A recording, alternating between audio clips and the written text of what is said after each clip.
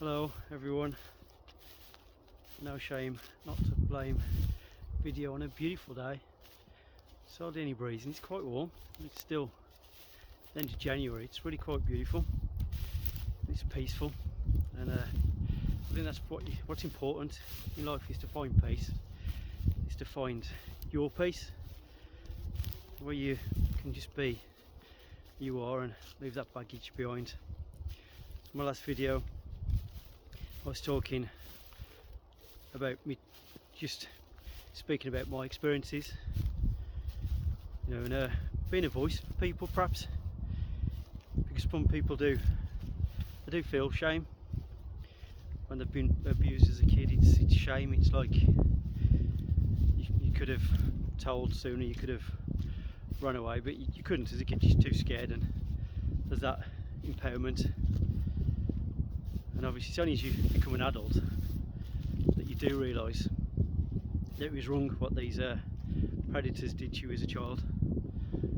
You know, sort of at the end of the day, a child's a blank canvas. You can imagine being an artist and you're given a blank canvas and you're given some paints. You can paint a scenery on that canvas, like what's behind me, and you can create a beautiful piece of artwork with that blank canvas. But some people choose to stain that blank canvas and use blacks, greys, the wrong colours, and create something that should have been beautiful into something horrific. But it's only when you become an adult and then you realise, when you grow up and think back, actually what happened to me was wrong and I shouldn't have done that. And I've heard it so many times with people who've come forward now after watching my videos and listening to my stories, that have come forward and never told anyone, never a soul, and they've lived with that dirty, horrible secret and suffered all sorts of mental health issues because they've kept it in, and that's not a good thing to do. You know, you can't keep something like that to yourself. Even if you speak to your best friend, you know, your partner, your best friend, the doctor, you just get it off your chest. It doesn't mean you have to prosecute the perpetrator, even if you can get words out. Ideally, if they're still alive, I suggest you do that. But I was talking on my last video about someone came forward, told me about an incident back in the 70s where there was police officers, now retired, who were doing youth work and taking young boys off to somewhere in Wales and doing some horrific stuff to these lads, hiding behind a police badge. You join the police to protect, to stop these sort of crimes, not to commit them, do you really? That's a different ball game when you hide behind your badge, your job, your religion, wherever it is. But it was so brave of this chap to actually come forward. He'd reported it before. Back Jimmy Savile would come out, there was a thing called U-Tree, and police didn't do anything. So he wasn't going to go back to the police. He was the impression that the police didn't want to know. So I took it upon myself to report it third party, and good on Westminster Police, they have taken it seriously, and it is a full investigation along with two forces, West Mids and North Wales Police, and it's going to get investigated. And if these perpetrators are still, I can't say perpetrators, these offenders are still alive, hopefully they'll be brought to justice, and other people, other victims, or I like to use the word survivors, will come forward and tell their story of what was up to them, and hopefully they can then get some kind of counselling, because they've probably lived through their life with the shame, you know, and suffering with mental health issues, drinking, drugs, wherever it brings, which it normally does. But me doing these videos and talking and not being ashamed, because I've got nothing to be ashamed of. You know, was a 9-year-old boy. You know, I remember working with a chap who had the same sort of experience, and he said he can remember the day when he was first sexually abused by his dad's friend. He's picked him up from school, and he's picked him up, and the first time he actually offended against him, your life changes. You no longer are you a child, you're an adult, and you've got to protect yourself. They've robbed you of your childhood, and that's what they do. They rob you of your childhood. They haven't got the right to do that. We said, do you ever think about before it happened? He said, I remember the day before, and getting ready to go to school, and looking forward to seeing his mates. He couldn't wait to get in the playground, you know, play with his mates and be a kid. Well, he was his dad's friend. He used to pick him from work, take him off somewhere quiet, and then molest him. That kid, that boy, changed forever, and then you become the person you are after the abuse. And it's sort of, you don't accept it as a child, you don't accept it at all, but you do carry on being a kid, you do carry on being a child, but it's always the back of your mind, and you think every other older person is a predator, and you're very, very aware. You know, maybe that affects your behaviour, and unfortunately some do commit crime, end up in the justice system, and end up drink drugs or committing suicide in prison, when really something that wasn't their fault, and there should be no shame because they weren't to blame. Another story somebody told me, there's a couple of young lads who were both molested, different areas. They ran off, and I think they were 14, 15, so they've got together on the streets, and the only way they could survive was become underage rent boys, and a gang got out of them, and they take them to these parties with old fat ugly men, was exactly what he said, and they got sort of numb to it, so they'd lie on the back, open their legs, and just literally take what's coming. And the one day he ended up in court, and he was in the magistrate's court. The magistrate walks in, and the lads look at the magistrate thinking, where do I know you from? He clicked.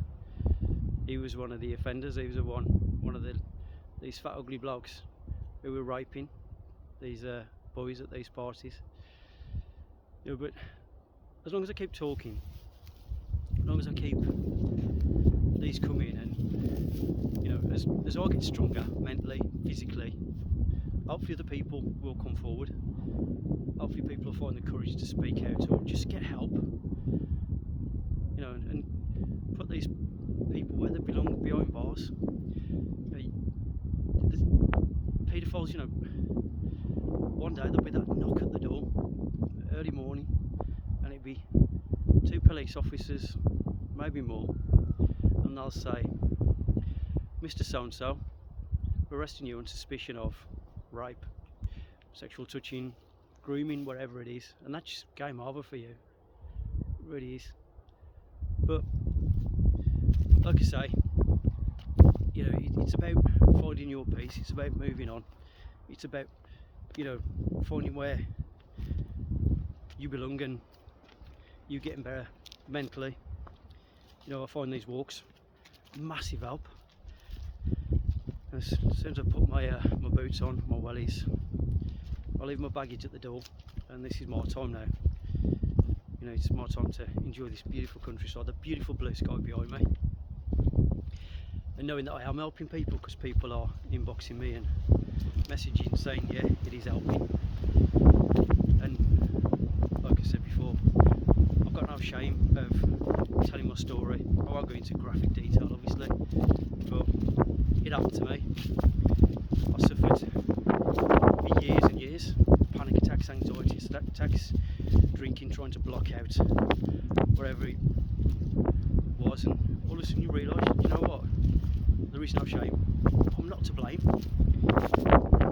And I think it's with mental health, I think it's accepting, you know, accepting that it's okay to suffer with mental health, it's okay to suffer with panic attacks, it's okay to not being able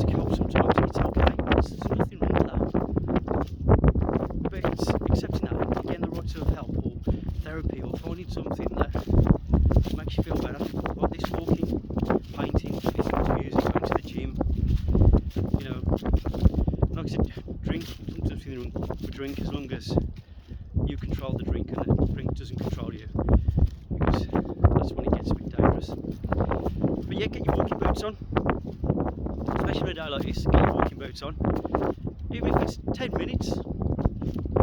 Leave your troubles at home, whatever it is. Partner, that's the most partners are playing in the backside, aren't they? Kids, work, whatever it is. Put your boots on. As soon as you put your boots on, leave your troubles behind. Leave all your stresses, your strains. Put it in a bag. Put it on the doorstep. Go for a walk. Think about nice stuff. Think about nice things that make you smile. Funny things, perhaps. Holidays that you've enjoyed. A loved one, a favourite pet. Something that will bring back nice memories. And then you'll find it does help, and you'll want to do more. You'll get the walking bug, which is what I've got. And I do feel privileged really to do these walks, and people message me and actually saying they are helping, and they do feel better watching them and they take something from them.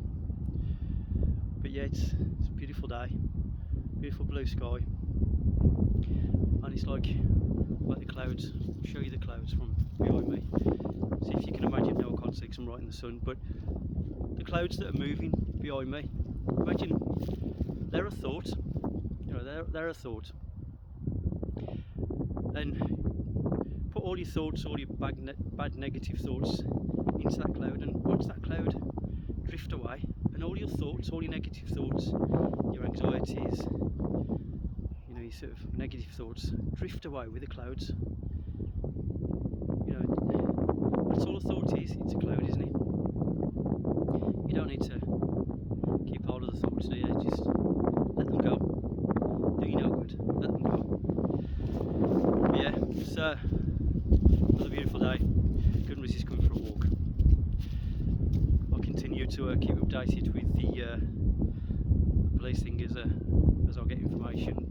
Obviously it's ongoing investigation, so I'm not going to say names. But it'd be good if there is people brought to book for this horrible thing that happened in the 70s, and there's probably people are going to come forward, and people did things, so people were scared, but it all comes out in the wash. So offenders, beware, because one day there'll be that knock at the door and it's game over. And just remember, and if this is a part of your kick, but the trauma you set for life, and you destroy lives. Maybe you need to get help. And ideally, I don't want to say victims, I want the survivors to get more help, because it seems to be all the actual paedophiles, actual offenders, they seem to be protected more. They get more sort of help, more support than the actual people they abuse against. It's difficult to find the help. When doing this selfie, that does help people. And want to become a counsellor or therapist or whatever my path takes me, I will be there, and I'll be there until everybody has gone through what I've gone through, and I'll be supporting you.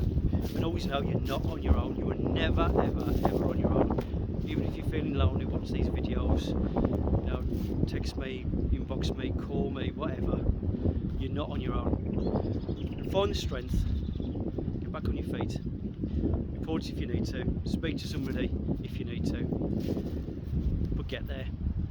Don't let these people still abuse you years and years afterwards, because mentally they still do. Mine did, but it doesn't anymore. Not at all. I am a survivor. I don't want other people to feel as good as I feel now. Be empowered to come forward and tell their story. So that's me for today. Getting a bit windy, but at the open. But look at that scenery behind me, isn't that? It's pretty impressive, to be fair. Beautiful. End of January. into February and you'll start seeing the birds pairing up, singing, buds on the trees, longer nights, warmer, beautiful summer evenings, and no restrictions. We'll get back to some kind of normality. So from me, I love you all, and I'll speak to you soon. Bye bye.